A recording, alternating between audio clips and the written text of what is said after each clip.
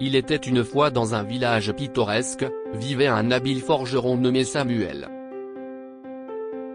Il était connu de loin en large pour sa capacité à fabriquer les épées et les armures les plus exquises. Cependant, aussi talentueux qu'il fût, il avait du mal à gérer ses finances efficacement. La petite forge de Samuel semblait toujours être au bord de la ruine financière.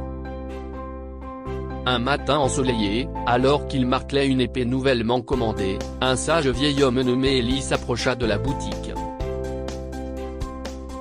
Élie était renommé dans le village pour sa connaissance exceptionnelle en matière de finances et ses compétences en gestion. Il vit l'inquiétude sur le visage de Samuel et décida de lui offrir son aide. Avec un sourire amical, Élie dit, « Samuel, j'ai entendu parler de ton incroyable savoir-faire, mais je vois aussi que ton entreprise rencontre quelques défis. Laisse-moi te raconter une histoire qui pourrait t'aider à comprendre l'importance de la gestion du flux de trésorerie pour le succès des petites entreprises. » Intrigué, Samuel posa son marteau de côté et écouta attentivement.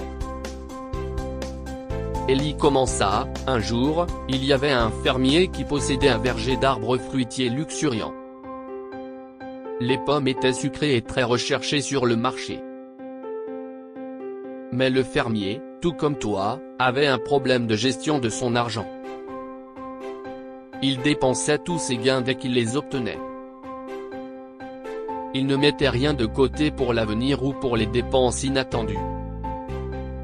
Un jour, une terrible tempête balaya le village, endommageant de nombreux pommiers. Toute la récolte du fermier fut ruinée. Il n'avait pas d'économie pour couvrir le coût des réparations, et il se retrouva en ruine financière.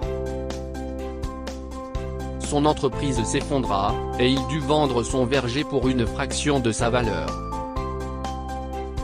Élie fit une pause un moment et continua, « Maintenant, Samuel, la morale de cette histoire est simple. Tout comme le fermier, tu dois gérer judicieusement ton flux de trésorerie. Assure-toi d'avoir une partie de tes gains de côté pour les dépenses inattendues ou les opportunités. En créant un coussin financier, tu seras prêt à affronter toutes les tempêtes qui se présentent. » Samuel hocha la tête en signe de compréhension.